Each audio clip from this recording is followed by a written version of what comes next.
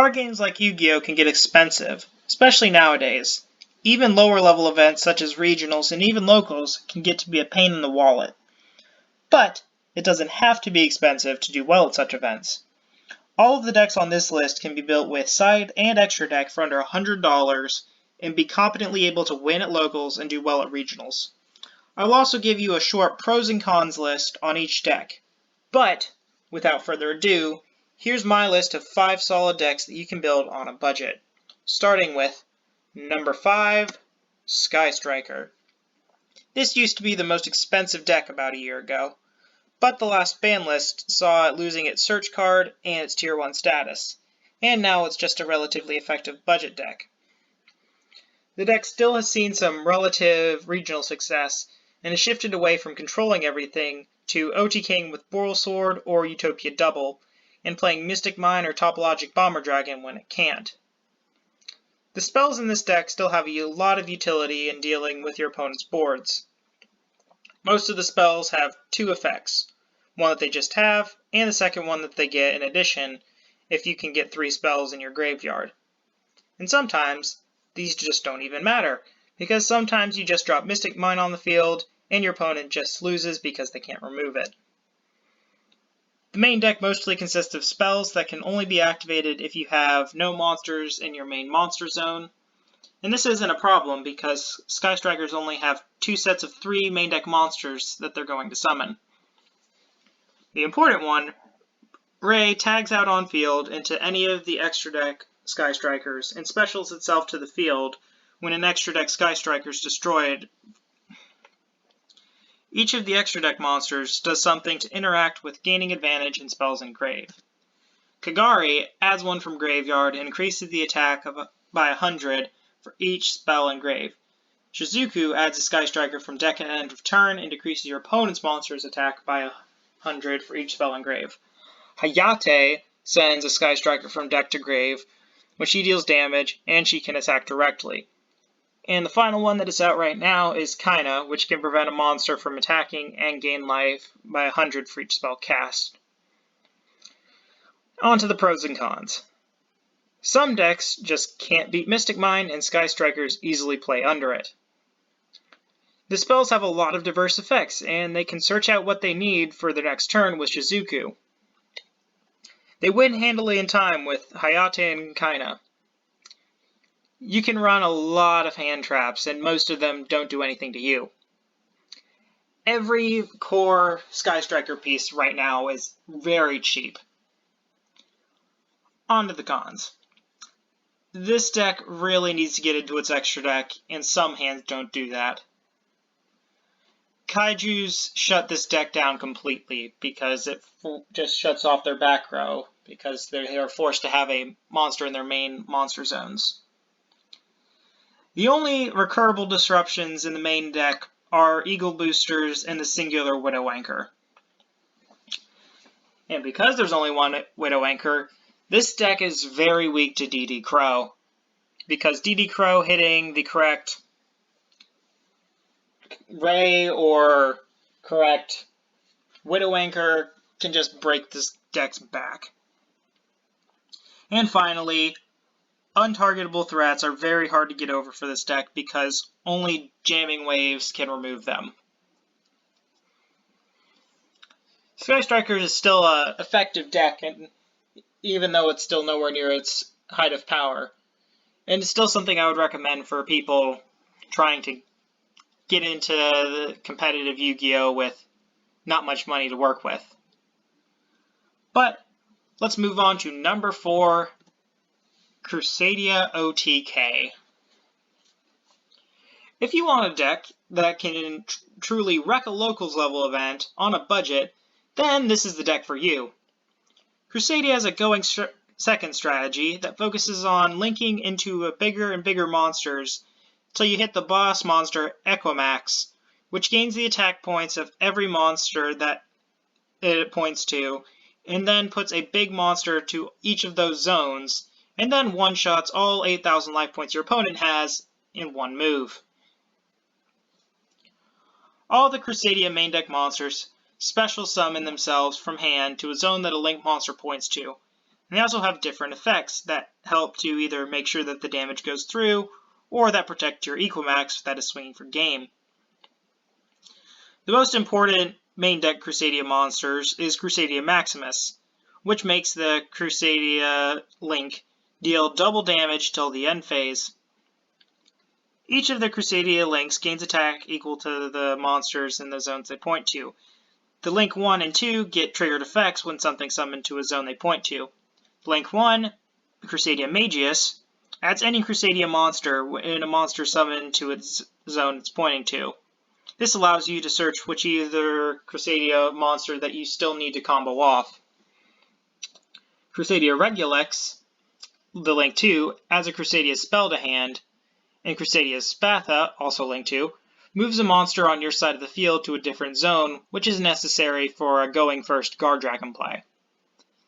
The Link 3, Equimax, has the ability to tribute a Crusader or World Legacy monster that he is pointing to on your side of the field, and negate the effect of one card on your opponent's side of the field to end of turn. A side engine that really allows this deck to break boards and slam for maximum damage is Kaijus. With there now being 3 copies of Interrupted Kaiju Slumber, this deck can really wreck monster-based strategies by nuking their board and placing a giant monster to the zone in front of where the Equimax will be once you start your Crusader combo. Now on to the pros and cons. The pros of running Crusader OTK are that this deck does not struggle to put 8,000 points of damage on board. 2. It isn't hard to play. The basic line is accomplished with 3 Crusader monsters in hand, as long as they are all not the same monster. Line's very simple. Normal Crusader monster, link into Magius, special summon second Crusader from hand, search either Maximus or Leonis from hand if you don't have it in hand already. Link both into Regulus, summon the third Crusader from hand, search Revival if your opponent has a lot of monsters, and search either Testament or Power depending on the matchup. Link both into Equimax, special Maximus, effective Maximus target Equimax, hopefully something else pointing to your spare Equimax zones like a Kaiju, punch for game. Simple as that. The deck is consistently able to get rolling into its main play, and big monsters boards are very easy to break, especially with main deck Kaijus. Cons. This deck doesn't want to go first. There are ways to make it passable going first with Guard Dragon LP and Rocket Tracer or Morphage Goliath. This deck doesn't recover well. Your resources are all in on killing in one shot, so a Solemn Strike on Equimax is pretty backbreaking. Another con, this deck hasn't seen competitive top in about 2 months. Where all of the other decks on this list have seen a competitive top relatively recently, this one it's been a little bit. Which brings me on to the final con. Control matchups like Ultrageist or Subterror are usually very miserable for this deck. I would say if you don't want to spend a whole lot of money and you want to hit like a truck, then Crusader is an excellent choice for you, especially because pretty much nothing in this deck costs very much. Which brings me on to number 3, True Draco. This used to be the definitive budget deck, but this deck took 2 major hits on the last Banned and Limited list, which puts it back to number 3. Despite losing 2 copies of Draconic Diagram and 2 copies of Card of Demise, this deck is still consistent. Each of the 3 main deck True Draco monsters, Dynamite Knight, Ignis Heat, and Majesty Maiden, each search up a True Draco, True King, spell, or trap, or monsters, with Dynamite searching the trap, Ignis searching the spells, and Maiden searching the monsters, once a turn whenever your opponent activates a card effect.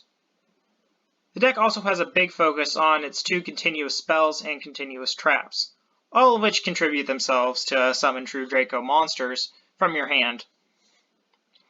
The spells tribute themselves on your main phase, and the traps tribute themselves during your opponent's main phase. Continuous spells both draw cards once conditions are met, and when they leave the field to go to the graveyard, they destroy a spell or trap card on the field. The traps are a bit more defensive. One sacrifices another Draco card on the field to half the attack and defense of all opponent's monsters, and the other specials a Draco from Grave and Defense mode. These effects can be triggered during either player's turn. When Draco traps are sent from field to graveyard, they can destroy a monster on the field.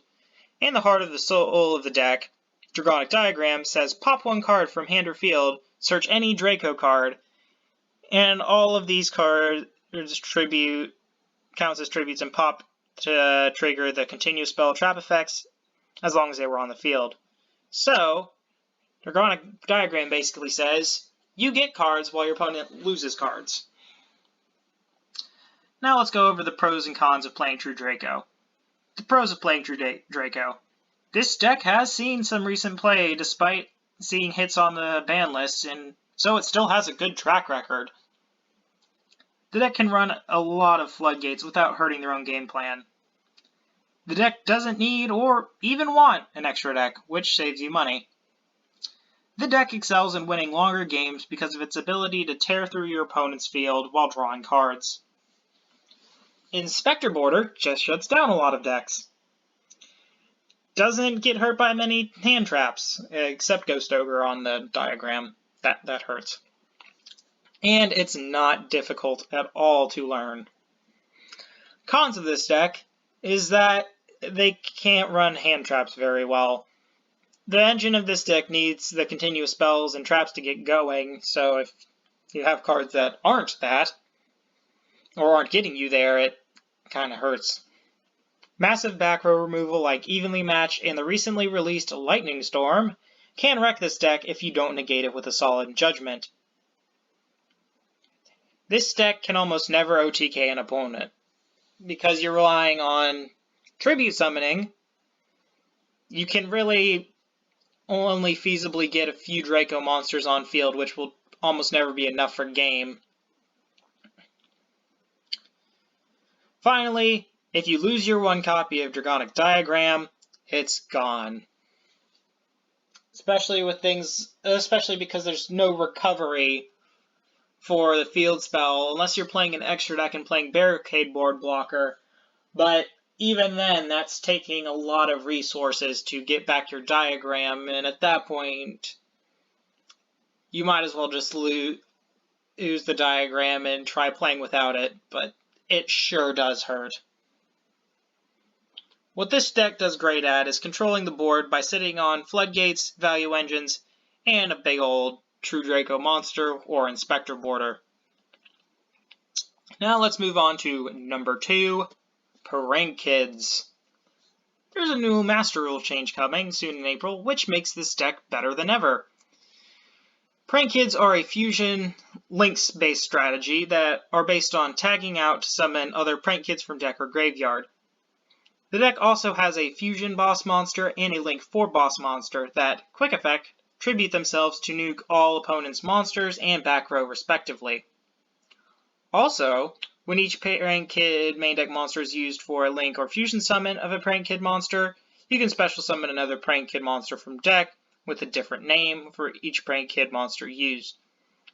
The deck can easily spam out as boss monsters to deal with either back row decks or monster-based strategies, which gives you a lot of flexibility. And its field spell searches a Prank Kid monster and decreases the attack of all opponents' monsters by 500 when you link summon a Prank Kids monster, and increase the attack of all your monsters by 500 when you fusion summon a Prank Kids monster. The deck also has a trap that says, when in graveyard, it can be shuffled back into the deck along with any number of Prank Kids cards in your graveyard back into the deck to decrease the attack of a monster your opponent controls. This allows for battle disruption and the recyclability of the deck to keep making plays in a lengthy game. The trap is also very easy to send off of the Prank Kids Fansies, which can foolish a single Prank Kids card when special summons. The Water Prank Kids monster, Prank Kids Dropsies, when it's used for a summon, allows you to gain 1,000 life points, great in time. Lampsies, the fire monster, allows you to burn your opponent for 500 damage, also good in time. And the last main deck Praying Kids monster, Roxy's, allows you to banish one card from hand and draw another card when it's used for a link or fusion summon. And this deck also functions as a budget list with a lot of ways you can easily upgrade it. But on to the pros and cons. Pros. This deck is consistent. One fusion spell in hand, the correct amount of Praying Kids on field, or just place to search up the whatever one you need, this deck can easily get into its main plays. 2. A good number of people don't know how these cards work or what this deck's end play actually is. 3. There are a good number of ways to upgrade this deck with things like Totally Awesome and Borrelsword Dragon. This deck is still pretty good going second. Sometimes the 2 boss monsters can just blow out your opponent. And it's still a competent strategy, and it just recently had a first place at a regional. And it's gonna just get even better with Master Rule 5. Now on to the cons. This deck has a high learning curve. You have to deal with managing resources in your deck and in your graveyard. And this deck is a bit more pricey than the rest of the decks on this list. And finally, this deck is weak to Ash Blossom and Joy of Spring. Though, currently, that's played a bit less right now because the hand trap of most people's choice is Droll and Lockbird. But, let's move on to number 1, Endymion Pendulum Magician. This is one of my favorite decks ever. Pendulum Magician was my first ever real deck when I started playing the game. And what really stands out about this deck is that it is easily the cheapest deck on this list to put together and try winning with. Almost everything you need has been reprinted several times in the Order of the Spellcaster structure deck, or was a cheap card from Dual Power. The main focus of this deck is to create gigantic negate boards on turn 1, and this deck is basically made of several draw spells like Allure of Darkness, Small Spellbook Engine, Pot of Desires, along with a few engine pieces to make sure that you resolve Servant's Pendulum effect to either make Mythical Beast Jackal King or Endymion the Mighty Master of Magic. After making either of those 2 negate main deck monsters, you move on to using the Pendulum Summon to get additional material for making extra deck negates. You get some really great disruption cards in the extra deck like Odd Eyes Vortex Dragon, F.A. Dawn Dragster, Abyss Dweller, and Hieratic Seal of the Heavenly Spheres.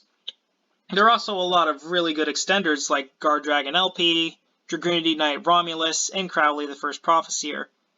All of this is accomplishable with the Magician sub-engine, which allow you into things like Dragon Caller Magician, which allows you to turn stuff into dragons, along with the deck's already main-decked Dragon Darkworm, which allow you to get free dragons. While this deck isn't seeing a lot of play right now, it is inevitable that someone will get this deck working again, because a lot of people really like this deck. On to the pros and cons. Pros. It's cheap. It's very cheap. It's also very consistent. It plays around Nibiru, because the second summon of the deck is a card that can negate it. Makes very good turn 1 boards, and has a lot of great tools for going second. And finally, some decks just can't out Mighty Master. Cons. Droll and Lockbird murders this deck, because everything is a draw spell or an add spell, like Spell Power Mastery, Pendulum Call, Allure of Darkness, Pot of Desires, Upstart Goblin, the list goes on and on. Spellbook of Secrets, Spellbook Magician of Prophecy. It's just, nah. This deck can't really run hand traps well because it really just wants to draw into pieces that continue as combos. And finally, Anti-Spell Fragrance just prevents you from setting your Pendulum scale and just really makes it hard to play this deck. But luckily, Anti-Spell Fragrance isn't really seeing a ton of play at the moment. This is a very fun combo deck to play, and isn't really too hard to pick up, both mentally and monetarily. Well, hope you enjoyed watching, and have a nice day.